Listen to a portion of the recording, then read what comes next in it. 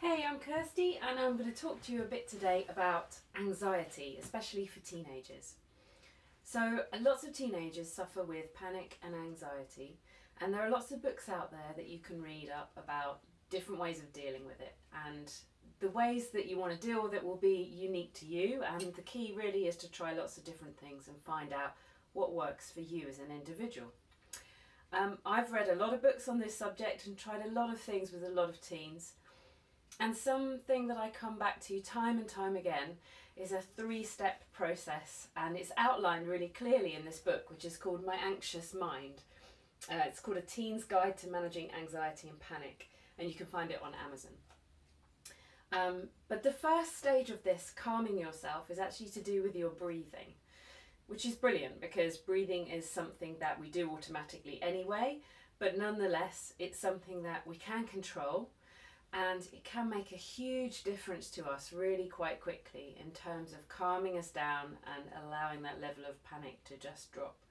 So calm breathing is literally about taking your breath more slowly, letting it out more slowly, and just kind of bringing that level of anxiety down. So for example, you might breathe in for the count of 3 and then gently breathe out for the count of 5. And you might gradually be able to extend that exhale and slow your breathing down even further to where maybe you're breathing in for 5 and out for 7 or 8, something like that. With practice, that does get easier. One of the great things about this is that we know that if we breathe out for longer than we breathe in, that can't help but send a message to our bodies about calming down. All right, the mind literally has to calm itself when we are taking a nice deep in-breath and taking our time about letting that breath back out again. That's not an easy thing to do, of course, when you're feeling highly anxious or you're in the middle of a panic attack. So the key with this is to practice when you're actually feeling okay. And then it's easier to drop into that nice calm breathing when you are starting to feel a bit agitated or a bit poorly. The next stage in this process is thinking about actually tensing your body, which might sound a bit counterintuitive, and then releasing it. So if you've ever squeezed a stress ball, that's exactly the idea. You squeeze it as hard as you can for maybe up to 5 seconds and then you let it go. And you feel this lovely release of tension all the way up your arm because you've been squeezing so hard, and then by comparison letting go feels really relaxing. Now the good news about this is that you can do that wherever you are. No one even really needs to know you're doing it, and you can do it with all parts of your body. So you can literally work downwards from screwing up your face really tight and making amazing faces, and then relaxing that and feeling your jaw and your eyes and your temples relax to every part of your body. Thirdly and finally, there's the visualization part of calming yourself.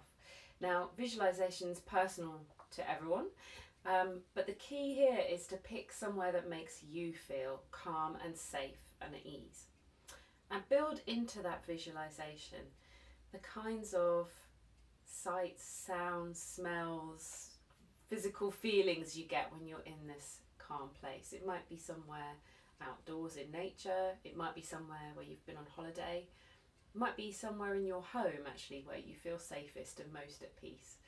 And to be able to, with practice, call that up to your mind vividly and use it to calm yourself when actually you're not in that place and you're feeling perhaps quite strange, perhaps quite isolated through your anxiety and your panic. Being able to put that calm, safe, peaceful place into your mind and use it is a really helpful tool. If you want to read more, I do recommend this book. Also, seeing a counsellor can sometimes just get you onto the right track. Perhaps you are really not sure about how to identify your anxiety or what to do when you're having a panic attack, or thinking of a kind of an action plan for how to deal with panic and anxiety. And it's not just teenagers who suffer, of course. Any of us can be vulnerable to anxiety and panic at any stage of our lives.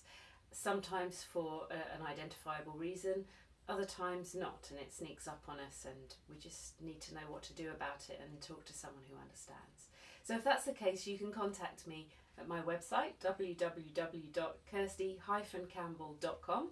Send me an email. I'd be really pleased to hear from you. Good luck dealing with your panic and staying calm. Thanks, bye.